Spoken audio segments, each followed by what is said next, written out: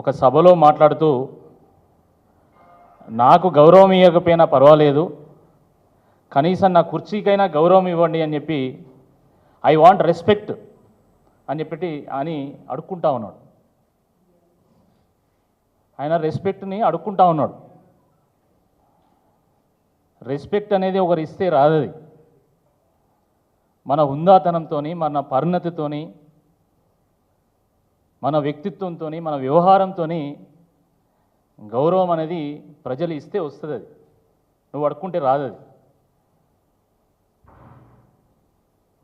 సాధారణ అధికారిక కార్యక్రమాల్లో కూడా ఆయన రాజకీయ ప్రసంగాలు చేస్తూ ఉన్నాడు.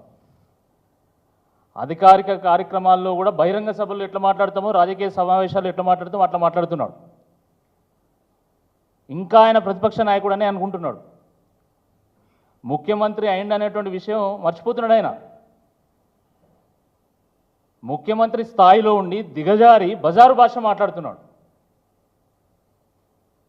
వ్యంగ్యం పేరు మీద వెకిలి భాష మాట్లాడుతూ ఉన్నాడు. ఆయన సెన్సేషన్ పేరు మీద సెన్స్లెస్గా, చాలా సిల్లీగా మాట్లాడుతూ ఉన్నాడు. గాంధీలను ఇంప్రెస్ చేయడానికి ఉన్న ఇజ్జత్ తీసుకుంటున్నాడు. ఆయన సిగ్గుండాలి. ఒక ముఖ్యమంత్రి స్థాయిలో ఉండి మనం ఏం భాష మాట్లాడాలనో ఆలోచించుకొని మాట్లాడాలి.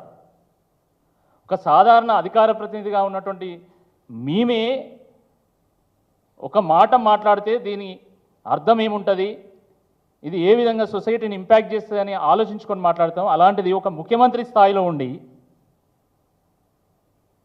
ఆయన మొన్న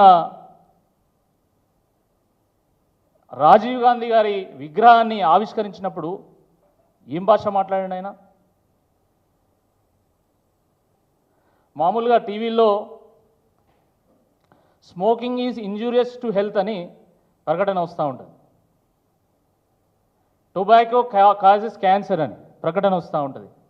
అట్లనే ముఖ్యమంత్రి రేవంత్ రెడ్డి గారు మాట్లాడే ముందు అయితే ఐఎన్పిఆర్ వాళ్ళు కానీ లేకపోతే డిపిఆర్ఓ కానీ Revanth Reddy's speeches are only for adults and not for children.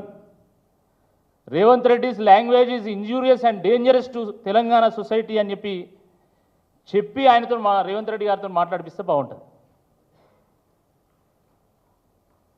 ఇంత అడ్డగోలుగా అక్కడికి రాని ముచ్చట్లు.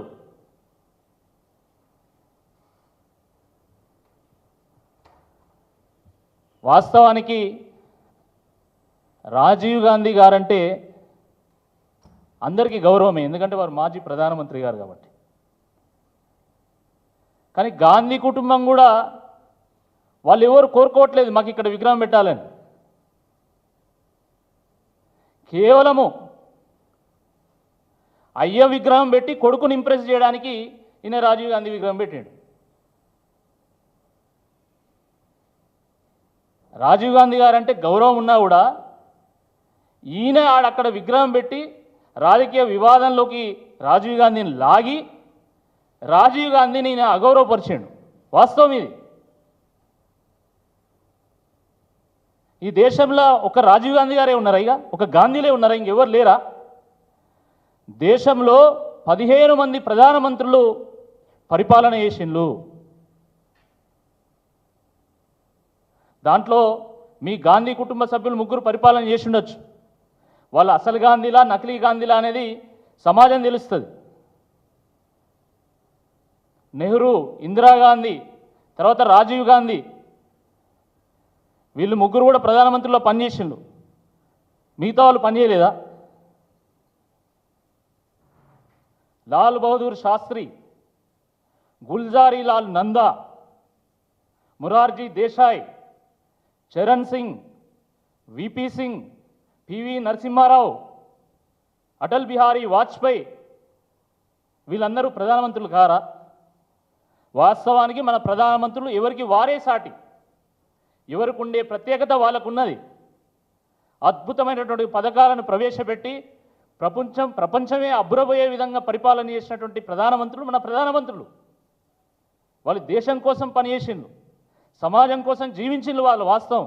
కానీ ఈ దేశం అంటే కేవలం నెహ్రూ, ఇందిరాగాంధీ, రాజీవ్ గాంధీ నకిలీ గాంధీలు అనే విధంగా మీరు చిత్రీకరించడం ఇది దుర్మార్గం. ఇది మిగతా అందరి ప్రధానమంత్రులను అవమానపరచడమే ఇది.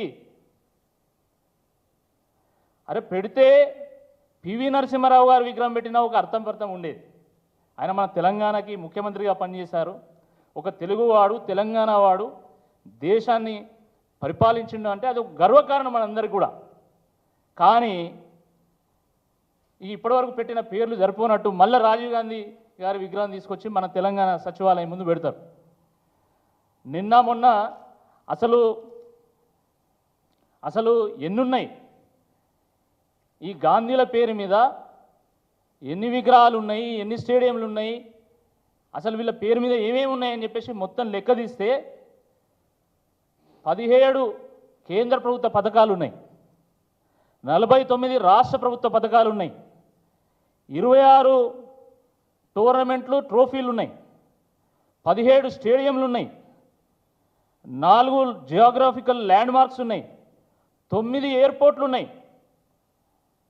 4 పవర్ ప్లాంట్లు ఉన్నాయి, 99 యూనివర్సిటీలు ఎడ్యుకేషన్ ఇన్స్టిట్యూషన్స్ ఉన్నాయి, 41 అవార్డులు ఉన్నాయి, 17 స్కాలర్షిప్లు ఉన్నాయి, 17 నేషనల్ పార్క్స్ అండ్ మ్యూజియంస్ ఉన్నాయి, 37 ఆసుపత్రులు ఉన్నాయి, 35 ఇన్స్టిట్యూషన్స్ ఉన్నాయి, 37 రోడ్లు, బిల్డింగ్లు, ప్రాంతాలు ఉన్నాయి. మొత్తం లిస్టు చేస్తే ఇంత శాంతాడు అంత ఉన్నది. మీరు చూడండి ఒక్కసారి, లిస్టు కూర్చుంటే అర్థం కాలేదు. మొత్తం లిస్టు చేస్తే అసలు వీళ్ళ పేరు మీద ఏమేమి ఉన్నాయి.